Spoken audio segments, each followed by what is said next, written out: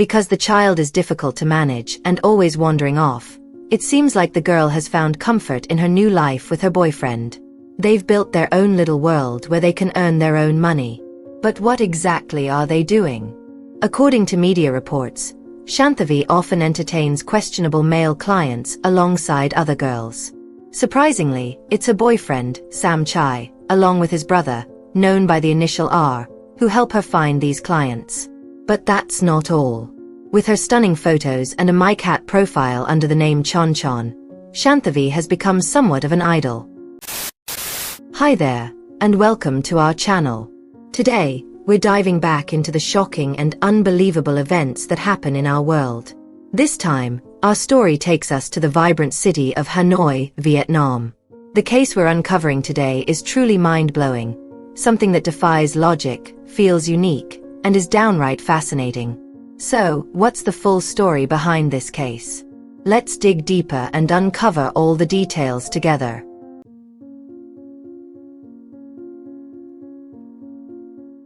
Before we dive into the story, don't forget to hit like, leave a comment, and subscribe. And hey, share this story with your friends too. It's one you won't want to keep to yourself. So, here's how it all begins. Shanthavi, a young woman from Nam Dinh, Vietnam, has been the center of attention in various media outlets. Some say she was born in 1992, while others claim it was 1990. If you take a look at her social media accounts, she seems like a cheerful and outgoing person, someone who has a lot of friends and loves to have a good time. She's often spotted partying and hanging out with her boyfriend, Sam Chai. Now, here's where it gets interesting. Sam Chai, just 19 years old, has been in a relationship with Shanthavi for quite a while. He's not just her boyfriend, he's also her manager. The couple is pretty popular on TikTok, often going live together and entertaining their growing fan base. According to reports, Shanthavi has also grown close to Sam Chai's brother and cousin. The group of them is described as a carefree bunch who love to hang out and rarely return home. This lifestyle has caused a strain between Shanthavi and her family, who find her difficult to manage and constantly wandering off. But it seems like Shanthavi is quite content with her new life alongside Sam Chai, especially since they've figured out a way to make their own money. So, what exactly are they doing? According to media reports, Shanthavi often entertains male clients, sometimes alongside other girls. The twist. It's Sam Chai himself, along with his brother, referred to as R, who arranges these encounters. Beyond that, Shanthavi's stunning photos have made her something of an online sensation. Using the MyCat app under the name Chon Chon, she's become an idol for many admirers. What's more, all of her social media accounts are controlled by Sam Chai, who also keeps a tight grip on their finances.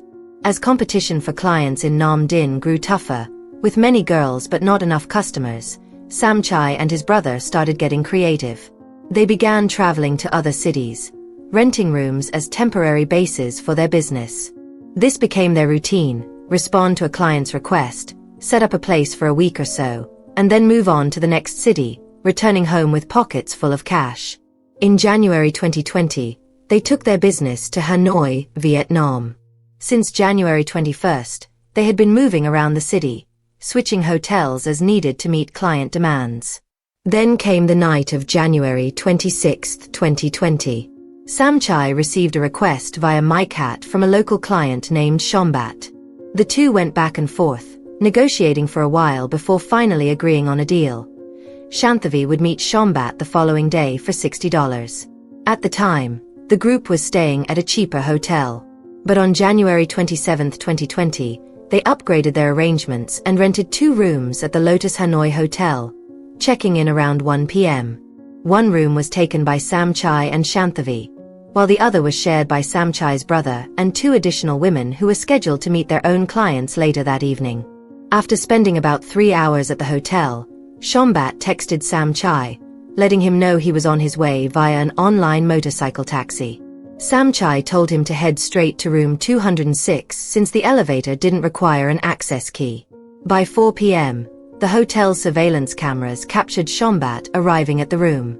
Once inside, he was greeted warmly by both Sam Chai and Shanthavi.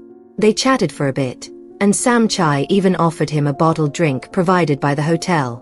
Shortly after, Sam Chai excused himself, saying he needed to run to the supermarket to buy toiletries. He left Shanthavi and Shombat alone in room 206, stopping by his brother's room on the way out to see if they needed anything. Then, cameras showed him leaving the hotel lobby. So, what happened next in room 206? According to reports, Shombat and Shanthavi proceeded with the arrangement as agreed. However, the interaction ended much sooner than planned, just 30 minutes instead of the agreed-upon 90. Frustrated, Shombat accused Shanthavi of cutting their time short and refused to pay the full $60, handing over only $30 instead. This sparked an argument. Shanthavi yelled at him, insisting on the full payment, and even threatened him by saying she had connections with the military. She warned him to watch out if he didn't pay up. Not one to back down, Shombat fired back, claiming he was a native of Hanoi and ready to defend himself if cheated. The situation escalated quickly. When Shanthavi attempted to hit him, the altercation turned physical. In a panic, Shombat pulled a knife from his bag, a weapon he had apparently brought with him. He attacked her, leaving her lifeless body wedged between the twin mattresses in the room. Afterward, Shombat took back the $30 he had paid, grabbed Shanthavi's phone, and locked the room from the outside before fleeing. The hotel surveillance footage showed him leaving the premises at 4:45 p.m., meaning he had been there for only 45 minutes. By 5 p.m., Sam Chai returned from the supermarket and waited in the room next door.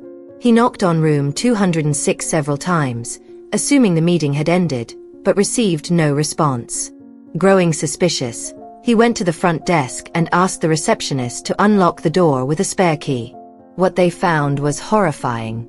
Shanthavi's lifeless body lay in the room. An ambulance was immediately called, and her body was rushed to Hanoi General Hospital.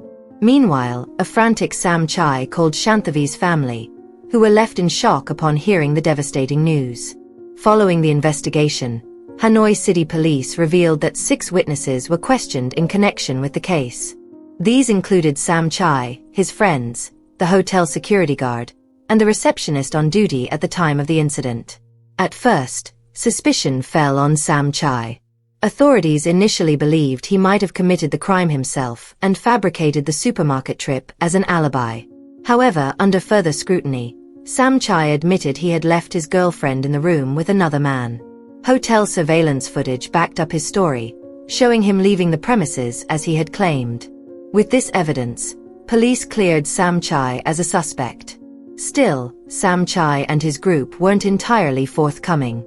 It seemed they were trying to hide details about their work, likely out of fear that their illegal activities would come to light. So, what was Shanthavi's connection to the man who visited the hotel room?